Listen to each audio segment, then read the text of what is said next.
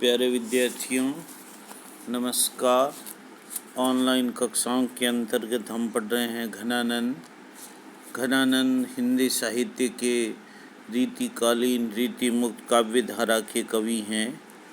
इन्होंने अपने घनानंद कवित्व में सुजान को संबोधित करते हुए पद लिखे हैं। यहाँ जो पद दिए जा रहे हैं, कवि ने प्रियतमा के विरह में अपने मन की व्याकुलता का अनुभूतिपरक चित्रण किया है और वियोग के कारण उनका मन इतना व्याकुल है, उस व्याकुलता का यथार्थ चित्रण उन्होंने विभिन्न उदाहरणों के माध्यम से यहाँ प्रस्तुत किया।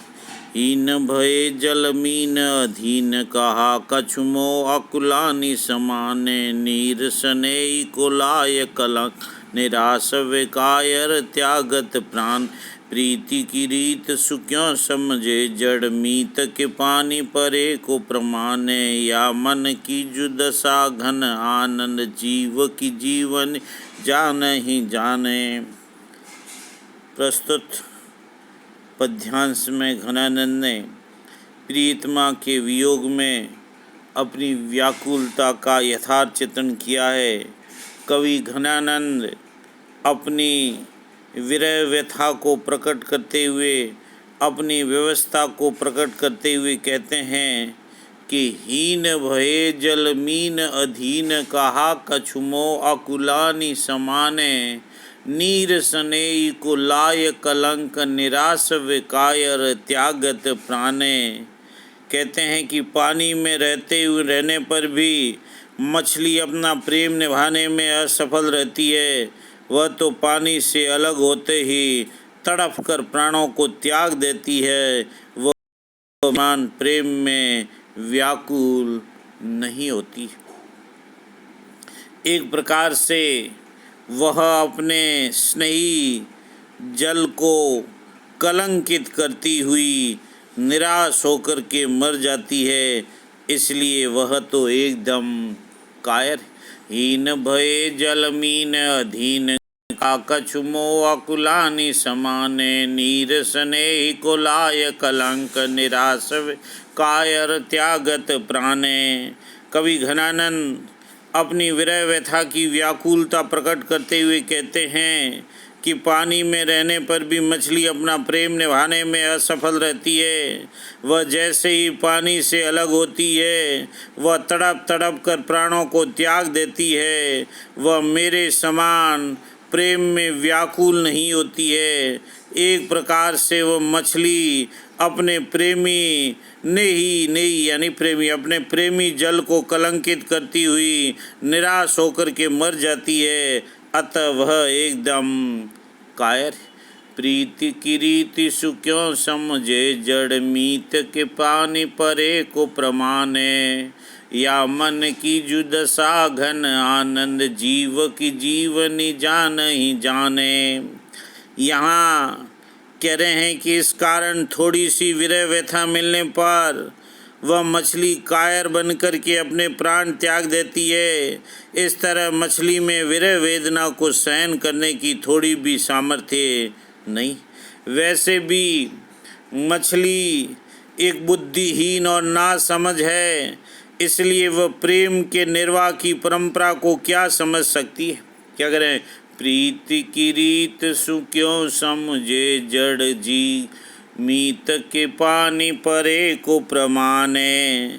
वैसे भी मछली बुद्धिहीन और नासमझ है, इसलिए वह प्रेम निर्वाह की परंपरा को क्या समझ सकती है। वह तो थोड़ी सी वियोग व्यथा मिलने पर अपने प्रेमी पानी को छोड़ करके मर जाती है। या मन की जुदशा घन आनंद जीव की जीवनी जान ही जाने। वह अपने प्रिय पानी में रहने के कोई प्रेम का प्रमाण मानती है, परंतु सुजान प्रियतमा के विरह में मेरे मन की जो दशा हो रही है उसे कोई नहीं जान सकता है। उसे तो प्राणों को जीवित रखने वाली वही सुजान जानती है, अर्थात सुजान के कारण जो विरह व्यथा भोगनी पड़ रही है वह एकदम अलग। या मन की जो दशा घन आनंद जीव की जीवनी जान ही जाने। या मन की जो दशा घन आनंद, घनानंद जी कहते हैं कि इस मन की दशा को, मन की विरह व्यथा को, मेरे प्राणों को जीवित रखने वाली वह सुजान ही जानती है, अर्थात सुजान के कारण जो विरह व्यथा भोगनी पड़ रही है वह एकदम अलग है। यहाँ कहा है कि जीव की जीवनी जान ही जाने। यमक अलंकार, अनुप्रास अलंकार, काव्यलिंग अलंकार, ब्रजभाषा, छवैया छंद, माधुरी गुण, श्रृंगार रस। मीत सुजान अनीति करो जिन हा न हुजिए मोही अमोही। दीठी को और कहूँ नहीं ठो फिरे द्रग रावरे रूप की दोही। एक विशास की टेक गई लगी आस रहे बस प्राण बटोई। हों घन आनंद जीवन मूल दई कित प्यासनी मारत मोही। यहाँ घनानंद द्वारा रचे गए इस पद में प्रिय के प्रति प्रेम की एक निष्ठा तथा अनन्यता का वर्णन करते हुए मार्मिक उपालंब प्रस्तुत किया गया है। कोई प्रेमिका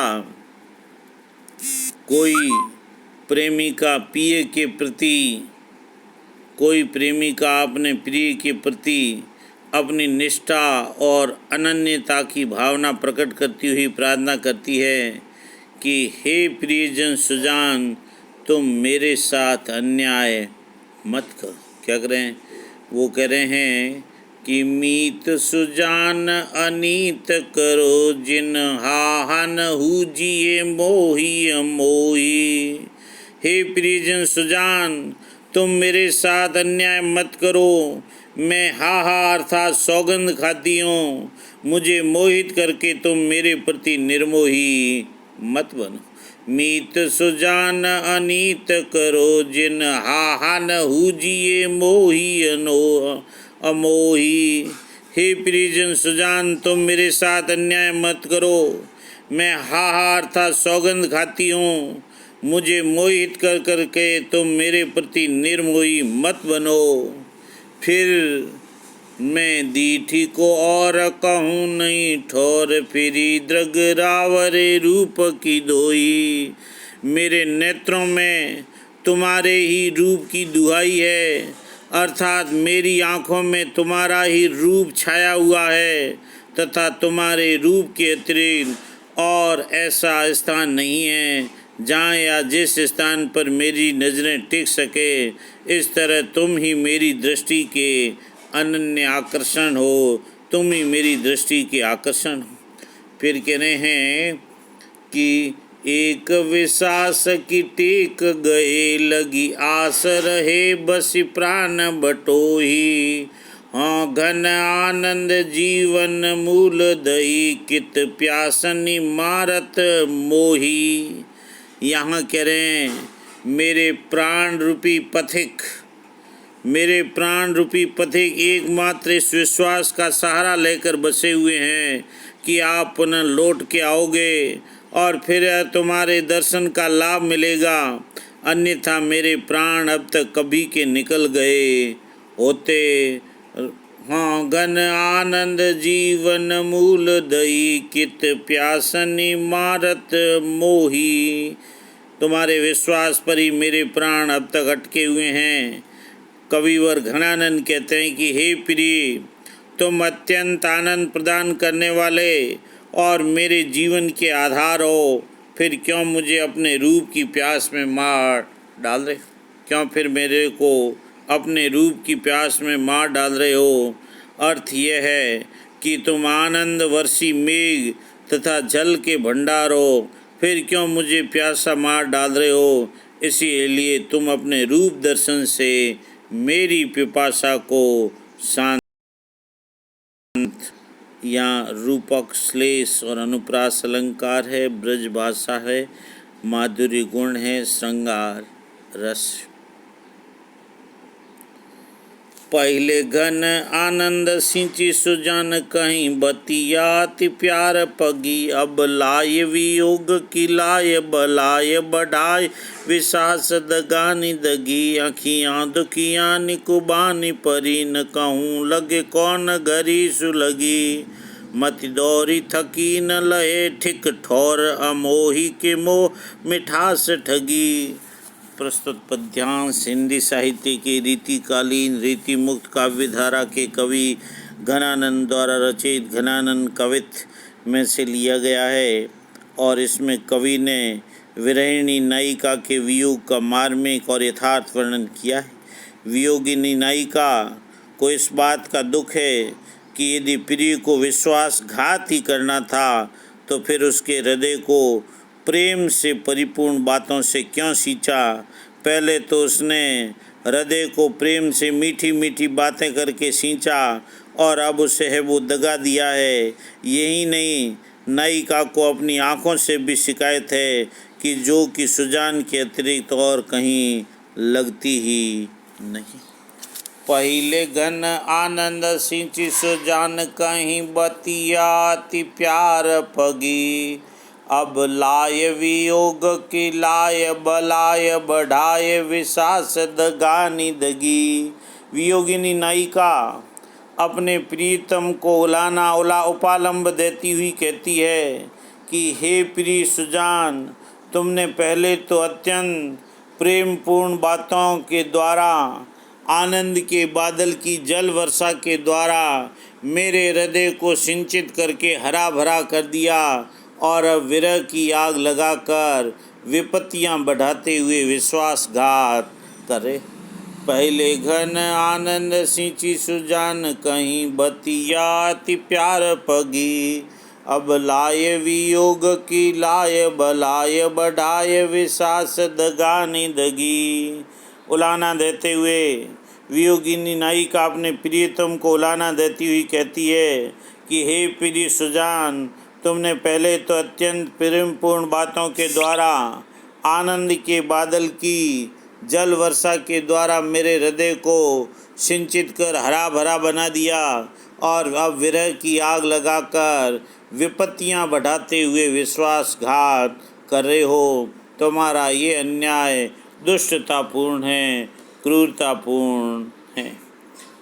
यदि तुम्हें मेरे साथ विश्वासघात ही करना था तो प्रेम रूपी पौधे को सींचने की भला क्या आवश्यकता थी। कहने का अर्थ है कि तुम यदि मुझसे प्रेम न करते तो ही अच्छा होता। मुझे इस विश्वासघात और धोखे के कष्ट को तो सहन नहीं करना पड़ता। अखियाँ दुखियाँ निकुबानी परी न कहूँ लगे कौन घरी सुलगी, मति दौरी थकी न लहे ठिक ठोर, अमोही के मोह मिठास ठगी। हे प्रिय, मेरी इन दुखियारी आँखों को, कुबानी यानी बुरी आदत, हे प्रिय मेरी इन दुखियारी आँखों को भी बुरी आदत लग गई है जो तुम्हारे अतिरिक्त और कहीं लगती भी नहीं है। न जाने किस घड़ी में ये आँखें तुमसे जा मिली थी कि तुम्हारे सिवाय किसी और को देखना भी नहीं चाहती।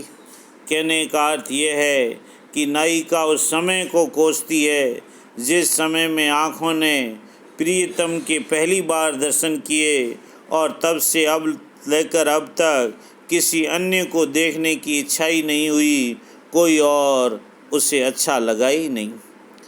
मति दौरी थकी न लहे ठिक ठोर, अमोही के मोह मिठास ठगी। हे प्रिय, मेरी बुद्धि भ्रमित हो गई, ये इधर उधर दौड़ करके थक गई है और अब इसे कोई ठीक ठौर ठिकाना भी नहीं मिल रहा है, उचित जगह भी नहीं मिल रही है। मैं ये अनुभव करती हूँ कि मुझे एक निर्मोही के मोहन की मिठास ने ठग लिया। मैं ये अनुभव करती हूँ कि मुझे एक निर्मोही के मोह की मिठास ने ठग लिया है। कहने का अर्थ यह है कि नायिका जिस पर मुग्ध हुई वह निर्मोही हो गया और उसके प्रति उदासीन हो गया। यहाँ यमक अलंकार है, इसके अलावा ब्रज भाषा है, माधुर्य गुण है और श्रृंगार रस है। धन्यवाद।